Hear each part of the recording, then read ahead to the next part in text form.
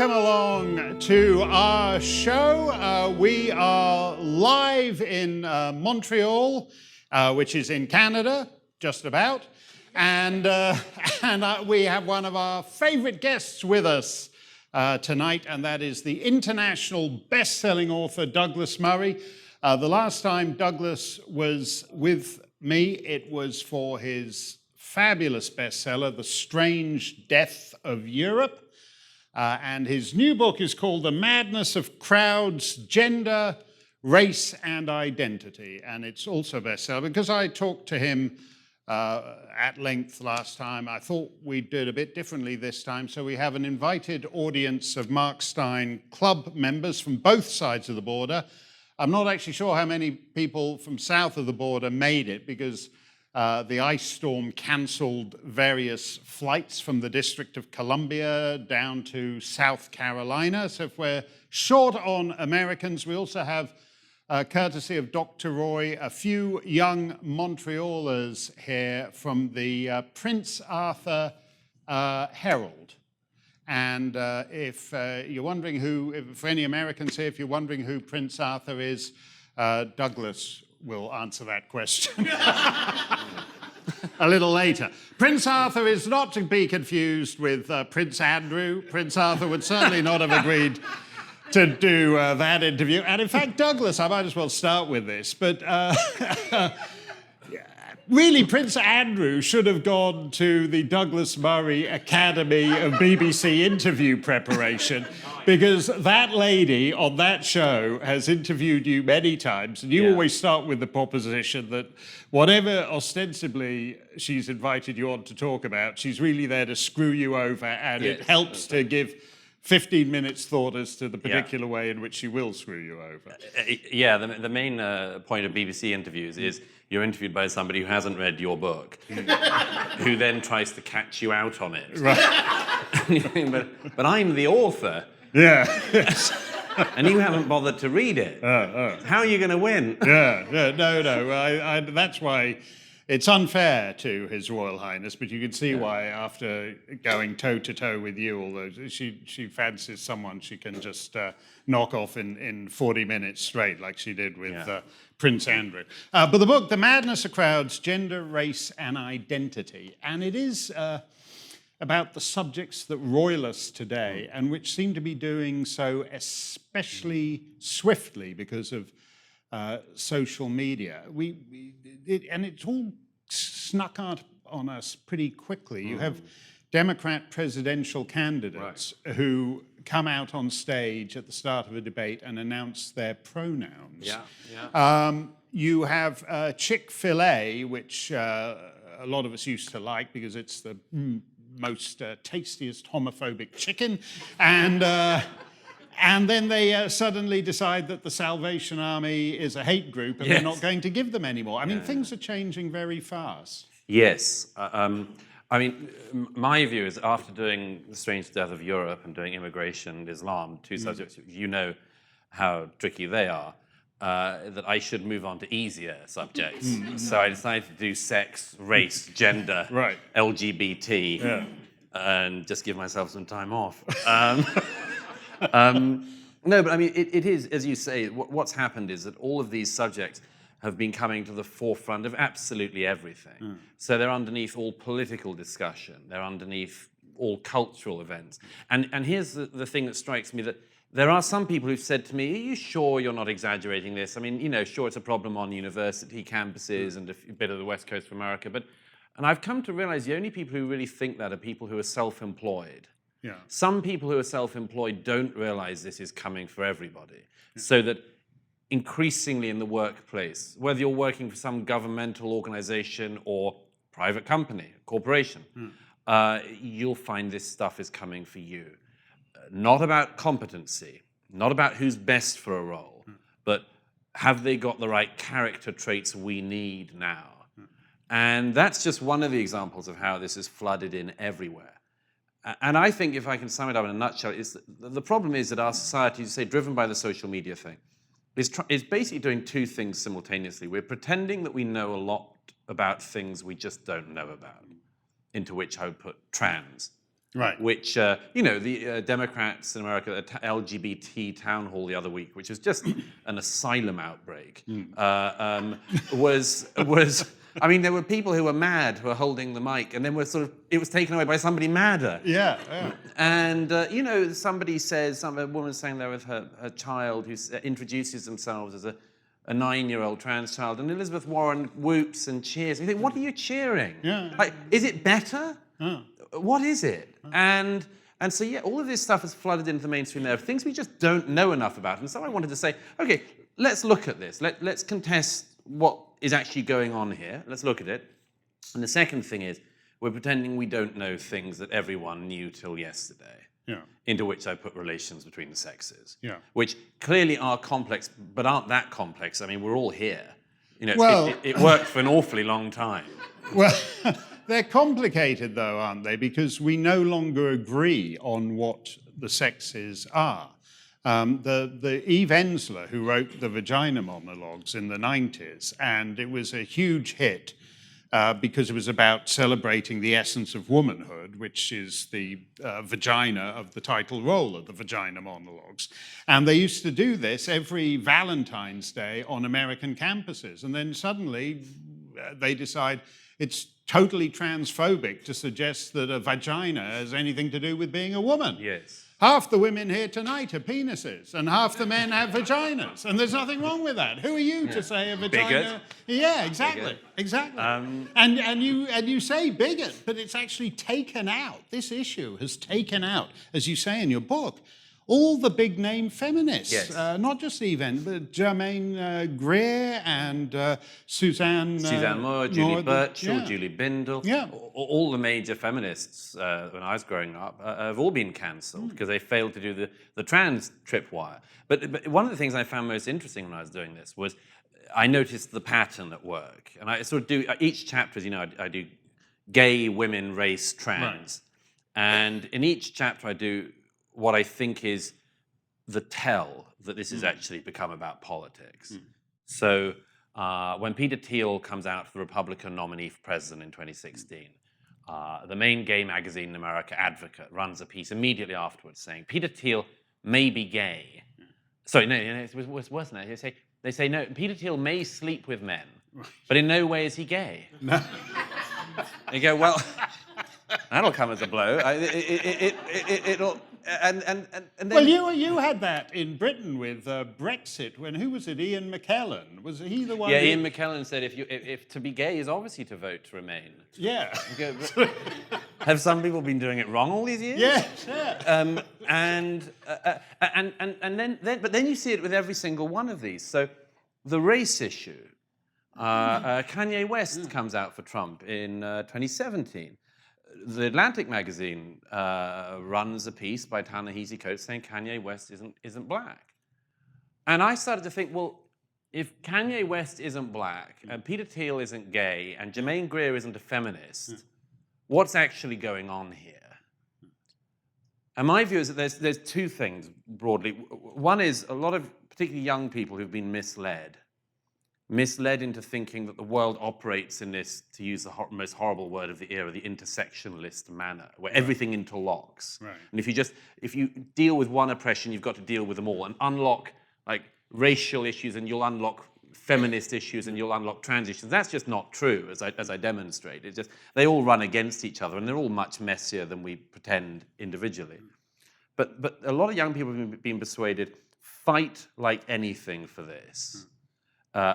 Wage wars on social media and defriend people and shame people and much more, and that is to lead a good life. Yeah. But underneath that, driving it, are people for whom this is just brute politics, who want to win. And by the way, I mean, since we're in Canada, one ought to mention that, this country's obviously had a couple of great international exports recently, including bikini testicle waxing, which has obviously gone internationally. And we're all very interested in seeing how you get round that one. Well, actually, that is one of the most fascinating, because I get sued a lot, and I've learned to read judicial decisions very carefully. And that one on Jessica Yaniv, the alleged transgender lady, I checked on this. I cannot find any other Canadian judicial decision referencing the scrotum until Jessica Yaniv came along. So this is landmark jurisprudence on the conditions on the human right to have the scrotum waxed. It's vital. Well, Yaniv may be the only person who's willing to give the legal community more work than you do, because she just wants to collect hate crimes at this stage. There was one live on air the other week you saw where she said, yeah, I was just at the mall and I went to ask for pizza and they said, no, we don't serve trans people pizza. And you just looked at it and you think, that's a lie. Yeah. That didn't happen. There's no way that happened. Don't believe it. Don't believe it. Anyhow, but I mention this diversion just because obviously one of the other great exports of Canada recently has been the Trudeau blackface phenomenon. I just mention this because that also reveals something very interesting. We all know that if Donald Trump had, once, let alone so often he'd lost count and done blackface, and sometimes not just in public, but maybe just in private for a quiet night in, put his feet when up. When nothing else is going on. Black up the feet and the rest. I might as well do the tongue night as well. And I reckon that would have been it for Trump. So why do some people survive it and some not? Because some people are willing to dishonestly weaponize these things purely to win. Yeah. And this is going to have to be called out.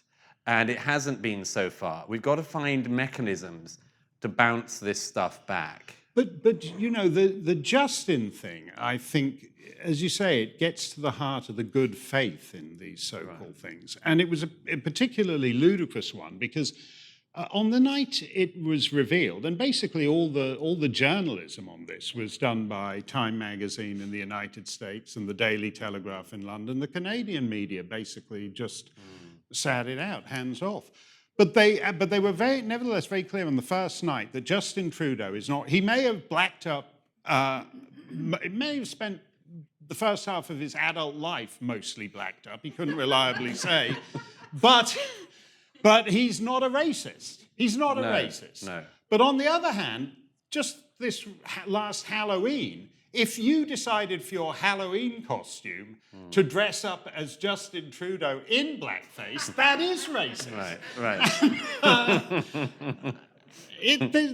There's nothing but politics in that. That's right. As I say, this has to be recognised, and there's an obvious play about this. Is do you do it back as insincerely as it's being done? I have a sometime colleague at the Spectator in London, Melanie McDonough, who was a little while ago invited to a British university campus to talk about abortion on a panel, and she has the Catholic Church's views on abortion. And the students at this university, within a nanosecond, were up on the stage trying to, and she ended up going over to them and saying, "Excuse me, but could you please leave, because you're making me feel unsafe." And she said, so there we were, in a standoff between two equally insincere groups of people. And that's the thing, isn't it? Because everybody could do this. Yeah. But some people don't. Why do some people not? Because we think that we should hold on to truthfulness. Right. Even at the expense of political gain. And for some people, as I say, this set of things you can do, homophobe, sexist, misogynist, racist, transphobe, is just a shortcut to winning. Right. And I think people have to become aware of that. Let me ask you about one of the themes that sort of percolates through the book. Because again, it gets to the idea of what is just opportunism and what is sincere. Because you talk a lot about what's hardware and what's software. What do you mean by that in the sense you use it in the book? Well, I was trying to work out this. My view, I explained a bit more of this, in The Strange Death of Europe. My view is that we live in this very strange in-between times, where in countries like Canada and America and Britain, most of Europe, we're moving from something that was recognizable to something else. And what that else is going to be is obviously up for grabs, but it's not very close to what we were. And new metaphysical systems are being built up. This one, the intersectional social justice system, I think it's the most audacious since the end of the Cold War. It says, this is how you'll find meaning and virtue in life, by doing these things, by waging these wars, by fighting for these causes. And the problem is, of course, it's not as if they're not onto something. You know, of course they are. I mean, you know, of course there was a time to fight for each of these rights things. The question is, should you be fighting like this after the battle appears to have been mainly won? But in each of these things, this fight has been going on, and I've been trying to work out what then are the ethics we still agree on.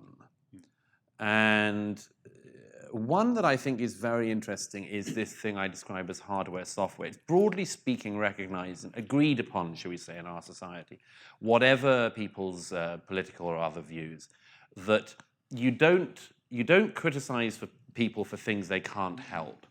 So one of the reasons you wouldn't be mean to somebody who's disabled, among much else, is it's not like the person chose to be disabled. So who would do that? And we do have, you know, enough residual dislike for that sort of thing, ugly bullying sort of manner. So we're sort of agreed on that. But there's an interesting thing that follows on from that, which is that all rights campaigns seek to present everything as hardware. And what I say here is it's a hardware-software thing, that hardware is something you cannot change. Software, potentially malleable. Now, in each of these chapters, I sort of deliberately seek to open up questions which are very uncomfortable. And I do it in part to say, don't lean this hard on this stuff. Right. Because not only is it all messy between itself, you know, the trans thing runs against a lot of women's rights, the trans thing runs actually against a lot of gay rights. So don't do it because of that, but also because each of them is a bit messier than we're willing to pretend. And so I explain with the gay rights thing that we still don't know very much about being gay, how it comes about. We pretend to be absolutely certain, and the society as a whole has decided hardware. And it probably is more hardware than software, but there's a software component, it seems. By hardware, you're basically thinking, whatever it is, Lady Gaga, born this way. Exactly. Right. So, and it's an obvious playback to lifestyle choice. Lifestyle choice was, I think a lot of people recognize instinctively there was something off about it, because if it was a choice, why would you choose to make life a little bit harder?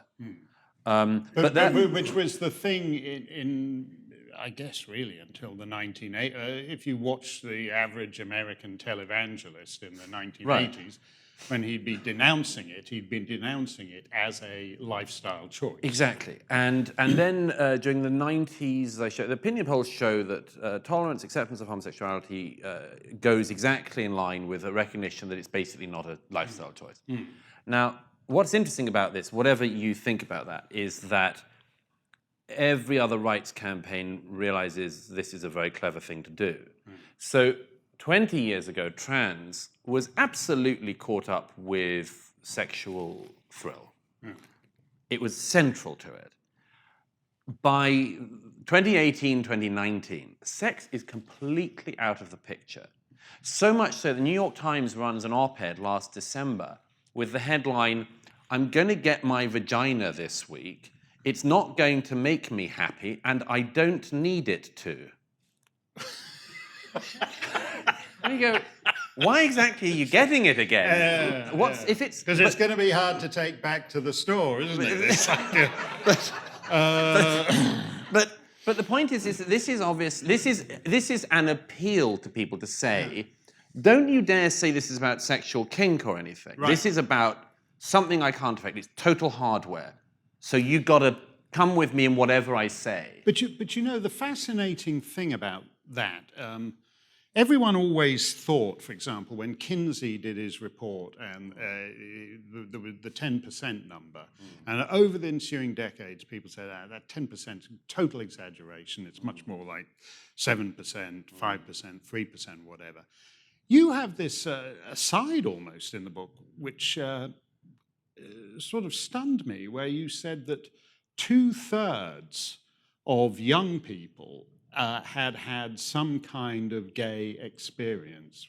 I think that might be the figure from the UK recently of not willing to say that they're heterosexual and right. will go for like gender curious two-spirit Indian fairy thing, right. and will just do anything as long as they don't come across as straight. But what is that? Well, I mean, I was doing that in the 80s. I got a thing I was living in the London borough of Camden, and I got some government, I think it was for rubbish collection, right. But they wanted to know whether I was heterosexual, homosexual, lesbian, bisexual, and you obviously see the trick. You don't want to be, so I ticked the bisexual category right. Just because I thought I'd get better rubbish collection. I favour none of the above because it just terrifies them. Yeah, no. If they offer 100 genders, you should go none of the above. Yeah. Just keep them worried. And then they're worried they're not up to speed. But that 2/3 number suggests, and we all have known this, in a way, ever since it was decided that it was hardware, in other words, ever since they said you're born this way, huge number of people's kind of want to get in on it and say, I'd like to give it a go now and then. And in a sense, since it became determined to be genetic, a lot of people take it on as a kind of lifestyle accessory. Some. I mean, I say the only figures that are sort of reliable say that about 3 to 4% of the population might happen to be gay. By the way, I should mention that because, obviously when you publish a book, it's read by a certain number of people in the publishing industry. The number of people in the publishing industry have said to me, I had no idea it was so low. And I say, what did you think it was? Oh, like about 50%? Yeah. No, that's right. Might be the profession you're in. Yeah. I thought about 2 out of 3 people were gay. Yeah. But anyhow, but I do find this interesting because if you look at this hardware software thing of the ethics we're trying to create, it also shows up one of the reasons why we're driving ourselves mad. And it's that we keep trying to make ourselves believe things that are mutually contradictory. And here's the big one in that. The big one in that our society is very unwilling to identify is we are currently being told that, or being advised to believe that, being gay is hardware, being trans is hardware, being a woman is software. Now that is pretty much impossible to believe and retain your sanity or your dignity.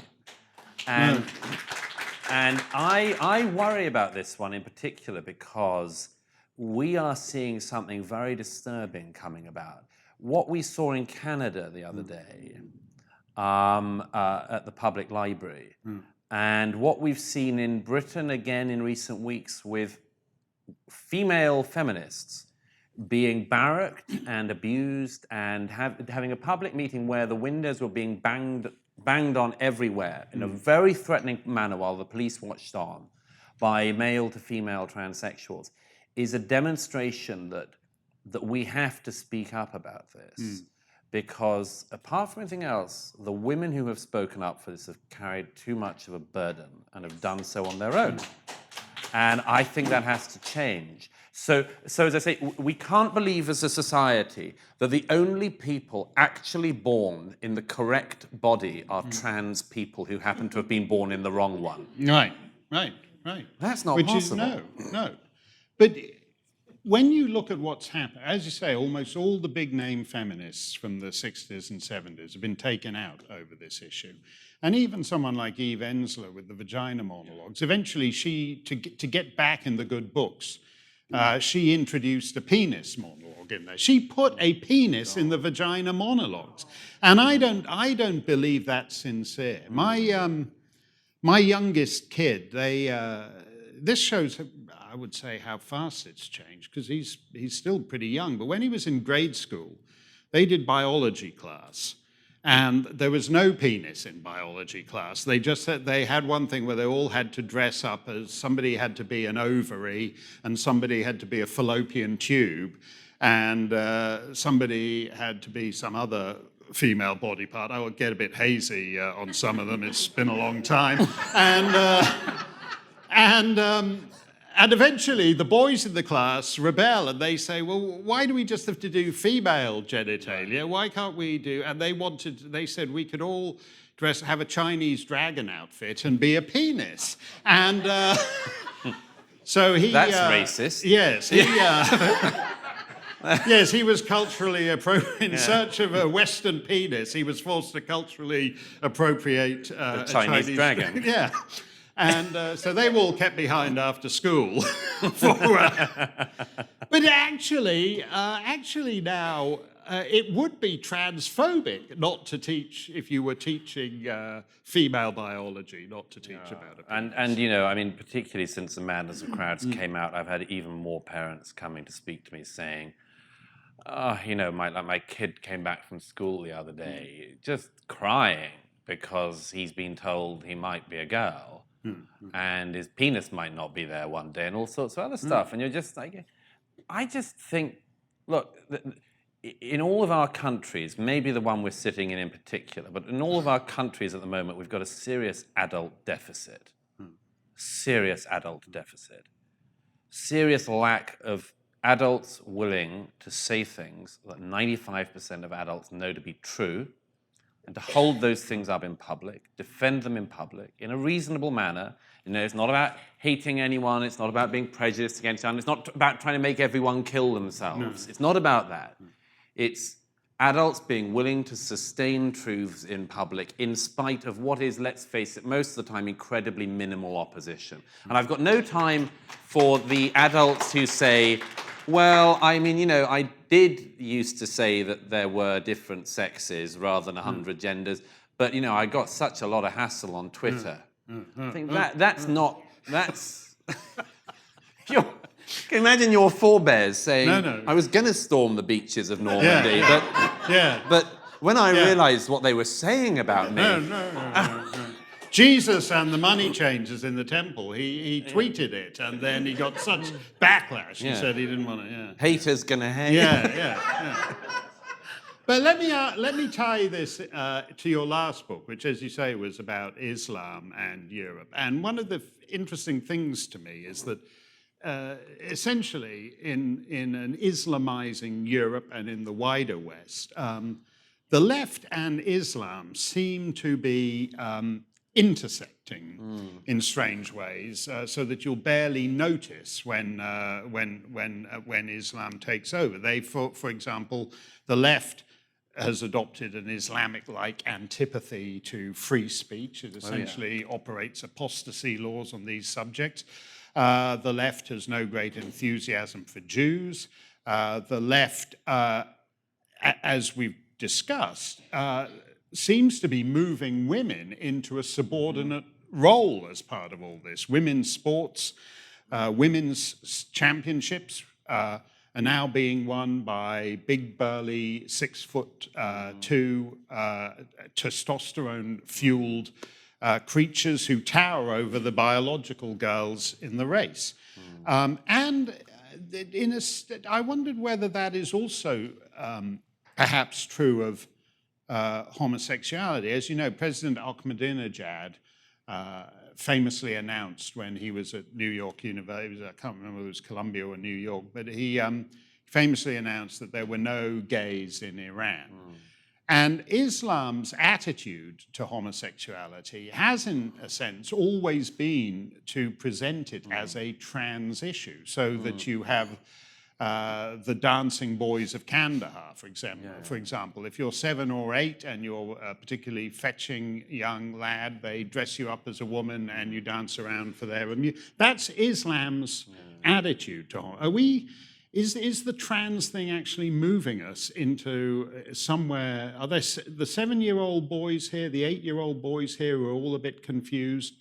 Maybe if they were 15 or 16 or 17, they'd just be gay. Well, that's certainly the case. I mean, the stats that we have show that of the children diagnosed with so-called gender dysphoria in countries like America, at least 80 to 85% are going to grow up to be perfectly normal heterosexual or homosexual men and women. 10 to 15% may continue to believe they are of the opposite gender. I've spoken, as the research for this book, I spoke to people who had believed that when they were young and came to realize it was a mistake. That's a hell of a mistake for a society to encourage. And you know, I think there are some very interesting and odd crossovers in this area. One that began to interest me recently was why can you tell with 100% certainty now? You can predict with 100% certainty who's on which side in the women's weightlifting thing. So, without wanting to get too specific, Ilhan Omar, one of the new, not that new anymore, congresswomen in America, who's a fairly familiar figure in British politics these days. Ilhan Omar writes in her first weeks in office to the local sporting authorities, criticizing them for not upholding a male-to-female trans weightlifters' victory in the women's weightlifting competition. And in her first weeks in Congress, AOC did a fundraiser for a charity that's very controversial in my country called Mermaids, which raises money to transition children. And I was thinking when I saw this, she was raising large sums of money. Why would AOC, this congresswoman from the US, be raising money to transition children in the UK? And why would a basically sort of broadly speaking Sharia-compliant Ilhan Omar be wanting the big man to win the women's weightlifting? And it's clear at this point that I think the trans one in particular is a battering ram. It's a battering ram to do something else. And that's why, as you know, I do these interlude chapters, and one of them's on the Marxist substructure of some of this, which is, it's just so clear at this stage that there are a set of issues which some people have recognized really derange and upset us. And they're willing to push those buttons, even if they would appear to go against everything else in their political and otherwise worldview, because they know that it upsets, as it were, people like us a lot. And they're very keen to keep upsetting us and to push that advantage. It's an odd nexus. Yes. And that actually is the fourth element of gender, race, and identity in the book, the social media, which has accelerated all this. Let's take some questions for Douglas from our audience. If you want to say broadly where you're from, you don't have to be too specific, but I'll be interested to know whether any of our US invitees got through. So who'd like to ask Douglas a question? Yes, in the front row right here. My name is Roy. I'm from Canada. What I find very interesting is the detransitioners, especially in the UK. There are quite a number of them, and they're denounced as if they're traitors to the entire movement. And I have some experience with trans people, and most of them just want to be left alone to live their lives. There's a very small number of them who are trying to use this battering ram. I'm just wondering, how do we? And I think ultimately what's going to happen is there's going to be a lot of lawsuits against a lot of doctors for doing this to small children. In America in particular, some of the things I turned up in America on this one were just unbelievable, including the crossover of basically drug companies with the people advising people to get onto the drugs. That is there's a set of lawsuits waiting to come in the US. But you're right on this thing that, and it's worth, I should have said, there's an interesting proportion thing on this, which is, I say in the gay chapter, there's something that's very interesting that's come up in recent decades. Is being gay a thing that some people like myself are, or is it just the first step to doing something else? And I say that's a very interesting difference. Now, most gay rights groups tend to take the second view. Being gay is the first step to bringing down capitalism. Undermining religion or something. It's not obvious to me why that would follow, but it's the same with the trans thing. A lot of trans people, and certainly some that I've met, just want to lead a quiet life and so pass as the other sex, and they don't really want much attention for it. And then there are these ones who want to take it as a step to do other things. Well, this is familiar in each of the cases, though. It's the same. It's been an argument throughout feminist history. Is being a woman something which means you're equal to a man, or is it the first step to doing other stuff as well? And by the way, the other stuff always falls into the same bucket list: bringing down capitalism, patriarchy, cis heteronormativity, and so on. And I urge in each of these cases, and the same thing with race, I urge in each of these things, be really careful with this. Be really careful with it, because it's like some people can't cope with what I would describe as equal, and they go to better. And better is a really dangerous move. And we're in the middle of some of it at the moment in each of our countries. Is being a woman equal to being a man? I'd say yes. I hope we can sort of stay with yes. Yeah. But some people want the same and magically better on occasion. Christine Lagarde, for instance, the head of the IMF, kept on saying in recent years, if Lehman Brothers had have been Lehman Sisters, the crash may not have happened. And you think, but why? Why? Are you saying women have the same competencies as men, or are you saying they have the same and magically more on occasion? Or there are no negative bits to being a woman, but there are masses of positives which we'll wheel out when we want to. And it's the same with race. Is being black, does it mean somebody is... It's no value judgment or anything. If somebody's black has the same worth as somebody who's white, or is it better? Is white worse? And is being a heterosexual male worse than everything? And if that is the case, I think that's an unsustainable thing for people to be claiming.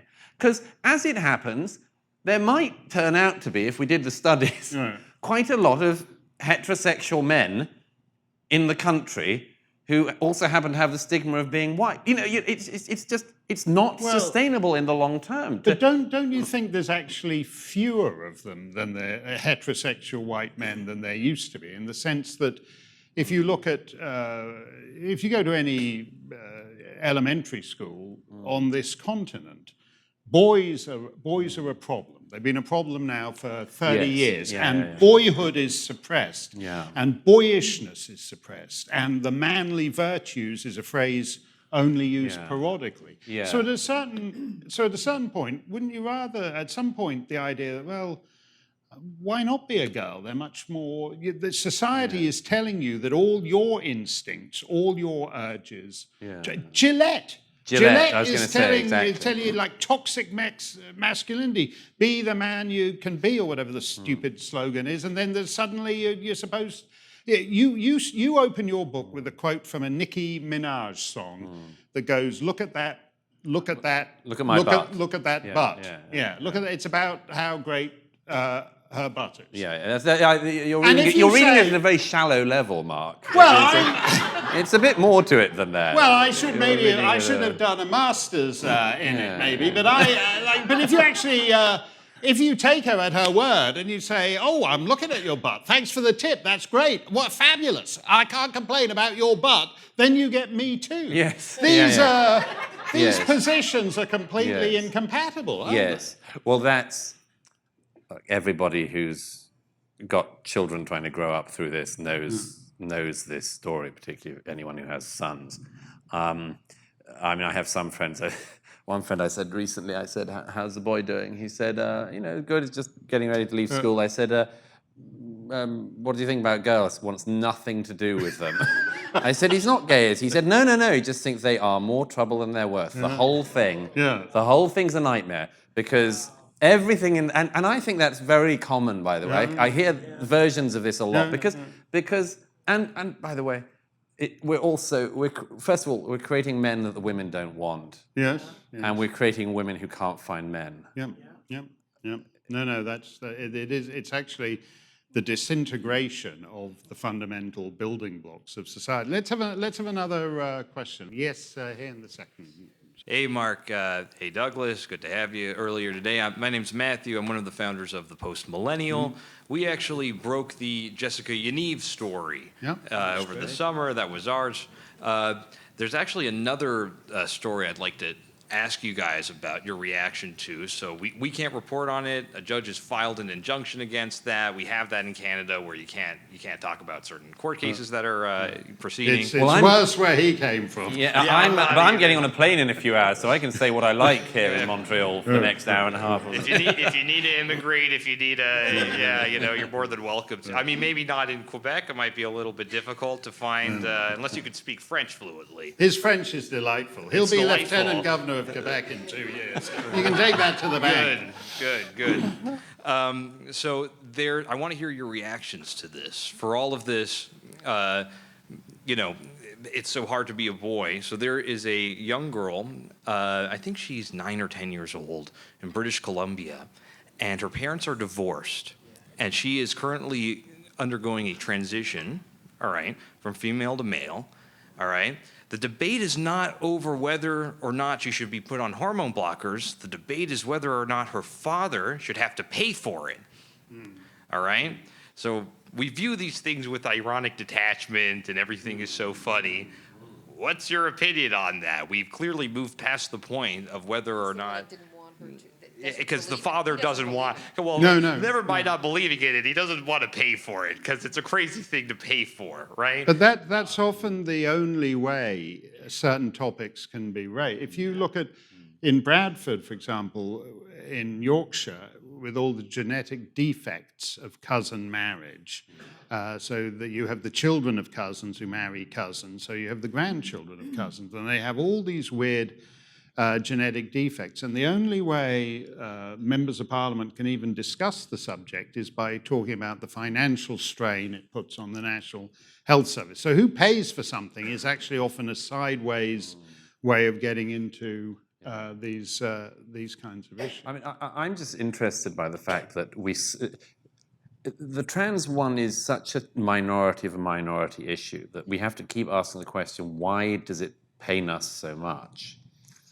One reason is because it's when it's about children, That's just such a central thing in a society. Don't do things you will just look back on with awe at how we slipped into that. Another is an affiliation or an affection some of us still have for the concept of truth.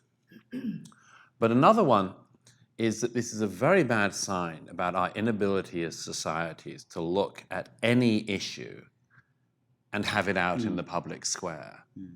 I mean, this one should be... In my trans chapter, I do as carefully and humanely salami slice what the reasonable bits are early on and where you get to completely crazy bits. I think this should have been done years ago, publicly by an awful lot of people.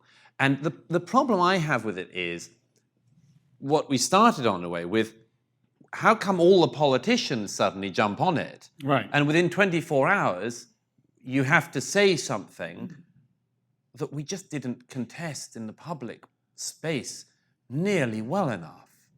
And if we can't do that with such a minority of a minority issue, how are we going to do it when it's issues that affect masses of people?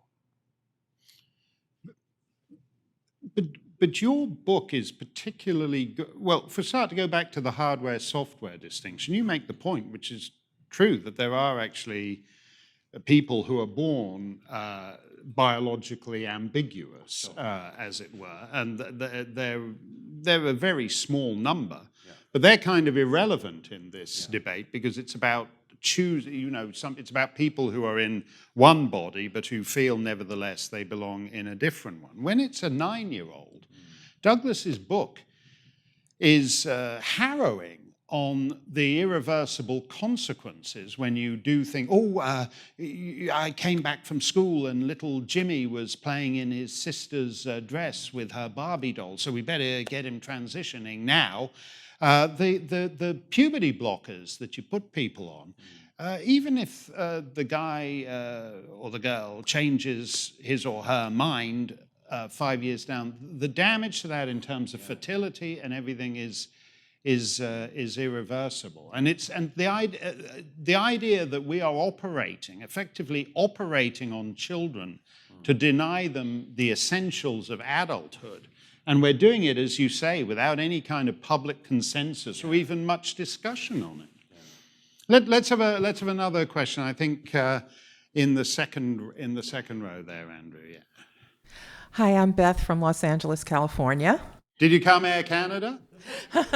I came United Right. through some very strange flights. Okay. Thank you very much. This is really fascinating. I was wondering what you think is going to be the next frontier. For example, you said that they're constantly pushing everything further to the left, with the different intersectional coalitions. And now they're up to trans and changing trans children.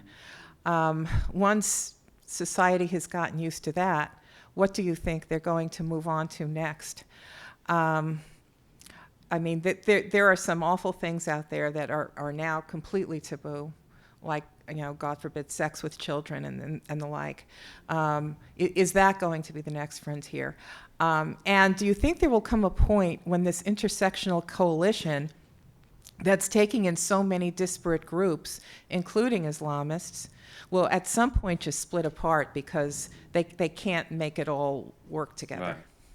Right. Just quickly, by the way, on the paedophilia thing, we're not that far off on some of this. I don't know if you follow. We had a case in the UK recently with there's a kid in America. It was just recently on British television called Desmond is Amazing. It's like a 9-year-old. They said like drag kid. Yeah. I said, like, watch out for phrases like that entering the language. Drag kid. It's like I mentioned the case of Jazz Jennings, this child who transitioned in front of American and television watchers' eyes. Jazz Jennings, when she was like 12, was being interviewed on American primetime, being asked who she fancied. Right. There's something deeply wrong about a society that asks children about their sexual preferences, like on air for the adults. So there's something very sick in this. And I think we have to be very, very observant of what's going on in some of this. And by the way, at the center of that is this very strange modern American idea, which is the essence of the child exists and must be brought out to find the authentic self, rather than the self is a thing that is created by the environment you are in and the people around you. This, Desmond is Amazing, is a knockoff of a knockoff of a knockoff.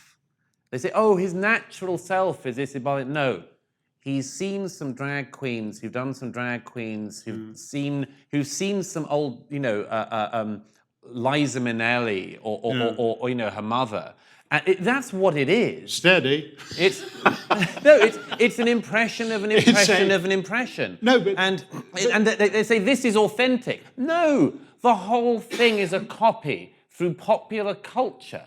That's what it is. It's not the essence of the kid. But again, that's changed very fast. 20 years ago, a little girl in Colorado, Jean Benet Ramsey, was abducted and disappeared.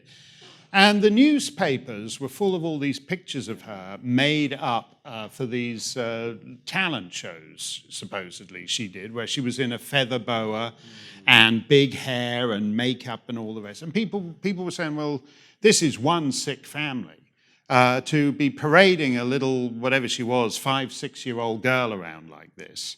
In 20 years, we've gone from that to it's okay as long as the person in the big feather boa and the lips gloss and is not a 5-year-old girl, but a 5-year-old boy. Then we've all got to be affirming it. By the way, just one other thing on this is where it goes next. I think probably when Mark and I first met many years ago was when Ken Livingstone was mayor of London, and he was very keen on sort of bringing down statues of people in London who turned out hadn't been as perfect as he had. Yes. And were in history and were guilty of being dead. No.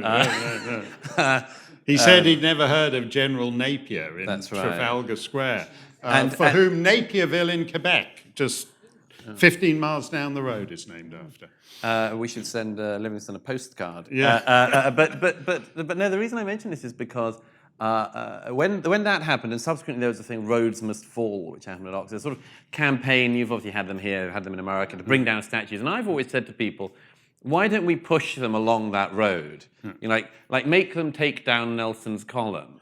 Like tell them to get onto Nelson's column next, because you know, he definitely lived in history and is dead, and was white, and was very martial in a way, and a very warlike figure. And you know, I think we agree, the only way you could keep him up there was if you said he was disabled.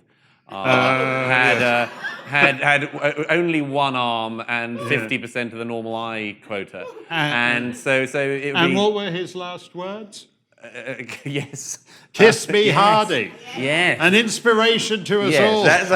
That's why he can stay there, on behalf of the LGBT and disabled communities. Exactly. But the reason I mention this is because whenever I think, well, why don't we invite people to push it a bit further? They always do get there. I mean, with Roads Must Fall, they got onto Nelson's column again quite fast afterwards. And but here's the ones that I think might stop it.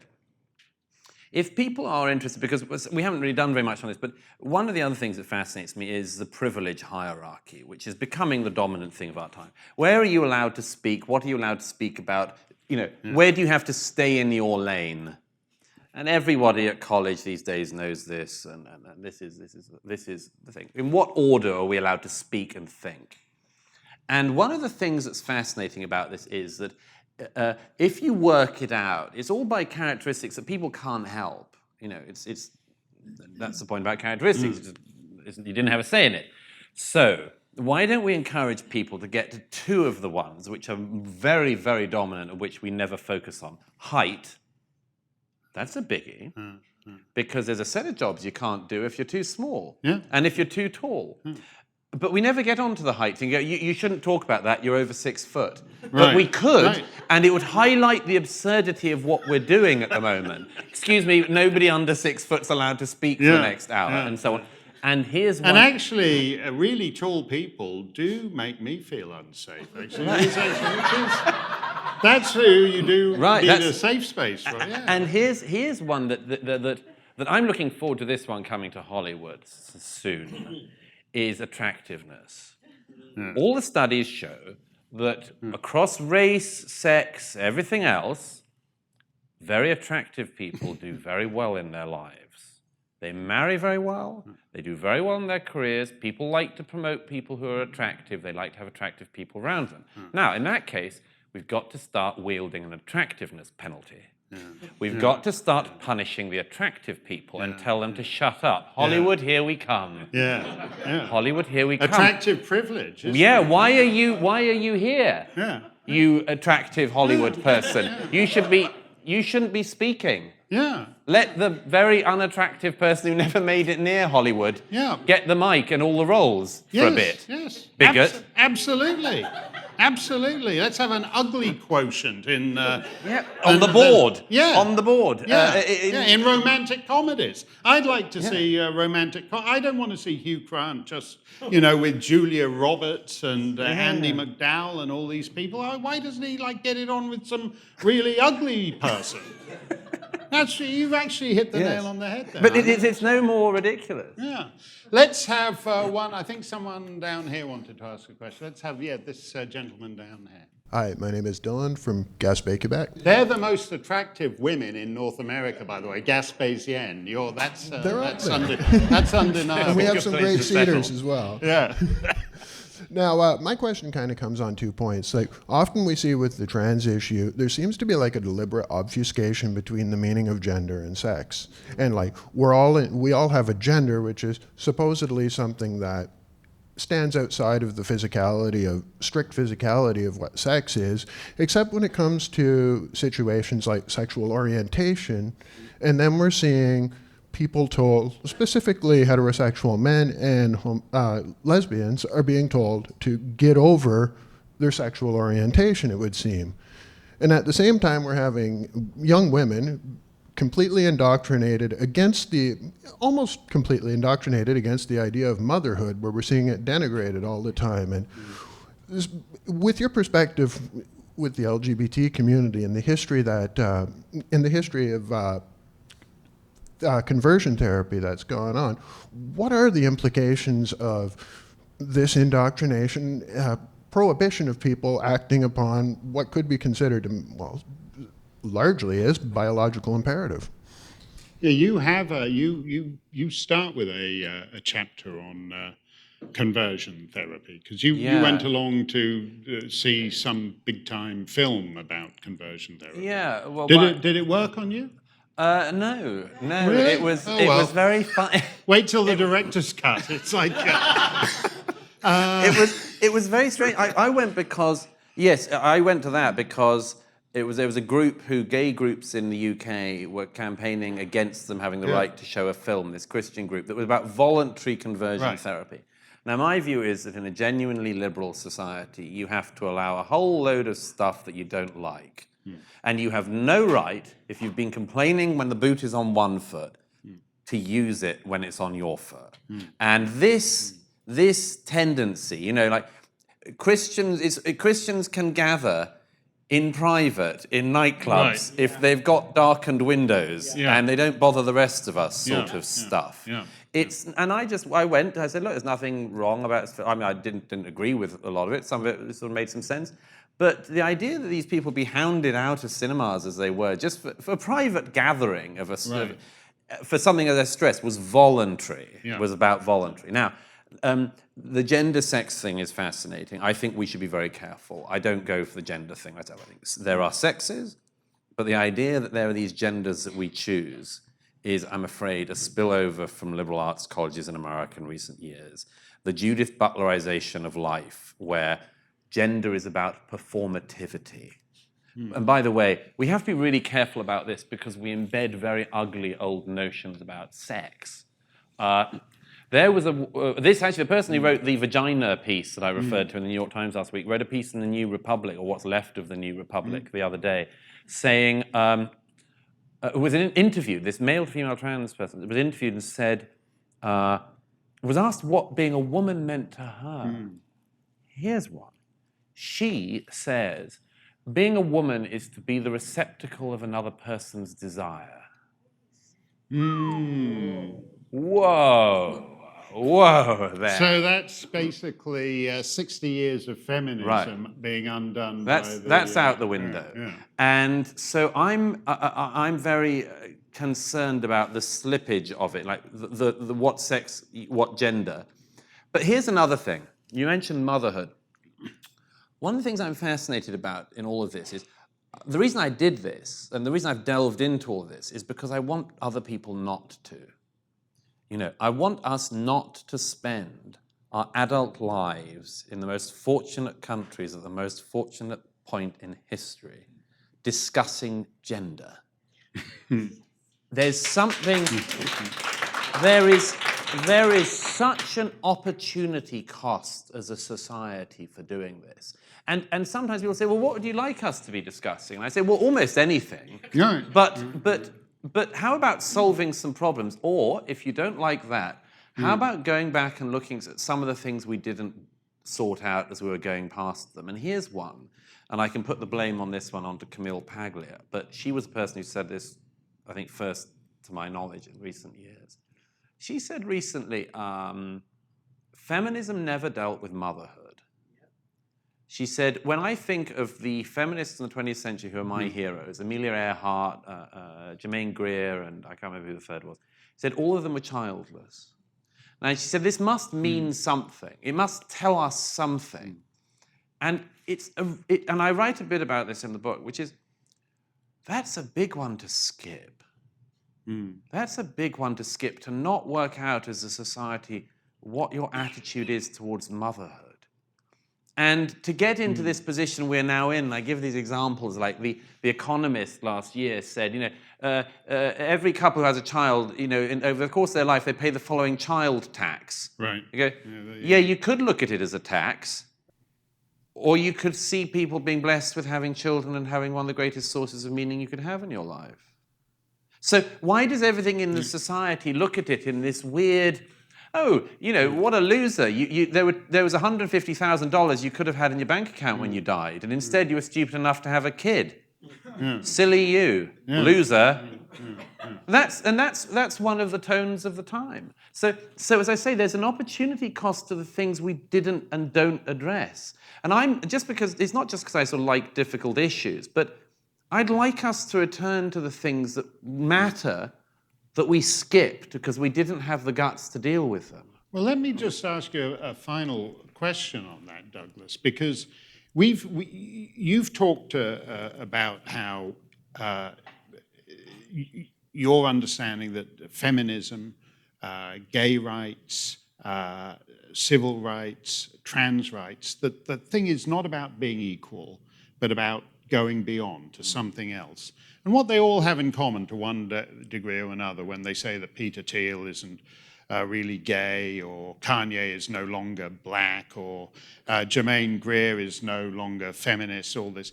The whole thing seems to be what's important. The former Australian Prime Minister said this to me. The thing about when the same-sex marriage came out, he said the thing all these things have in common is they're working to... There's a lot of people for whom the priority is to destroy institutions. And when we just have rubble everywhere, that's when they'll give some thought as to what they're putting in its place. Yes, I mean, well, as I say, it goes back to my thing of why you can predict with 100% certainty who's on which side in the women's weightlifting thing. I do think, some people think this sounds incredibly conspiratorial, but I give chapter and verse on some of the people who did this in the past. There are people who want to pull everything apart in order that the only people left with an explanation are themselves. And they have the old explanation for what we're meant to be doing, that they've tried a lot of times in a lot of places over the last century. And I have this thing I say to people, I'm particularly keen that young people get out of this. I'm particularly keen that they don't pay the opportunity cost that we're going to make them pay. One thing I say is to keep saying, compared to what and compared to where. And the really interesting thing is that you can almost always predict what they're going to say. When you say, okay, you think we live in a patriarchal, cis, heteronormative, homophobic, racist society. Where's it going really well? And it's almost always the same. Like people complain about your education system. If you've got a good education system, they say, well, you should see the education system in Cuba. Or the health system. Health system in Cuba. They always go. They used to do the economy in Venezuela until quite recently, and they've gone quiet on that for the time being. But my point, you can always tell. It's always along that line. It's always along a very specific socialist Marxist line. But they always, it's like they mock when people say, well, you go to Christian bakers and demand they bake your gay wedding cake, but you never go to the halal baker and demand they bake your gay baklava because you know you'll get a... And the left's answer to that is there's this coalition of the fringes and the white man at the center of it remains the problem. Yes, that's certainly the case. And I mean, it goes back to what somebody asked earlier. We should push the contradictions harder. I mean, why do so many fourth-wave feminists stop at the borders of Islam? We know why, because they're cowards. They're cowards, and this sort of thing should be stressed. But just to go back to this thing, I think it's crucial in a society like ours that we don't fall for this stuff. That we don't fall for this idea that, that we live in a patriarchy, in which women have no power. And one of the questions I ask in my women chapter is, are there forms of power that women can wield that men can't? Yes. Yes, there are. And everybody knows it. So why do we allow the description of us living in this society where women are entirely powerless? Why do we allow this description of the most tolerant and multicultural societies on earth as the least tolerant, most racist, etc.?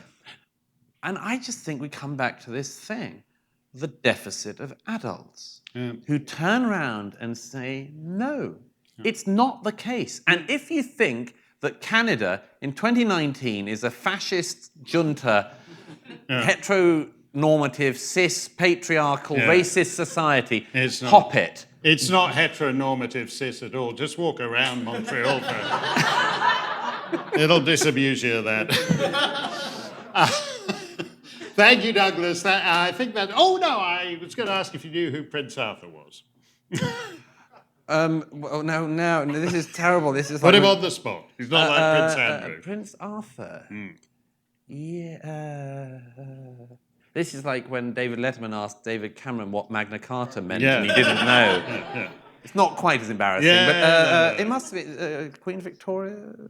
Yeah, Queen Victoria's son, the Duke of Connaught. Duke of Connaught. Former Governor General of Canada. Do you know who his daughter was? Crown Princess Margaret of Sweden. I slept in her bed a couple of years ago. She wasn't there. Thank you, Douglas. Former Governor General of Canada. You should be Governor. Wouldn't he make a great Governor General of Canada? I'm ready to be called. That's it. He knows everything. He knows everything except who Prince Arthur, Duke of Connaught is. We'll be playing another exciting round of Know Your Viceroys next time on the Mark Steyn Show. See you then. Thank you.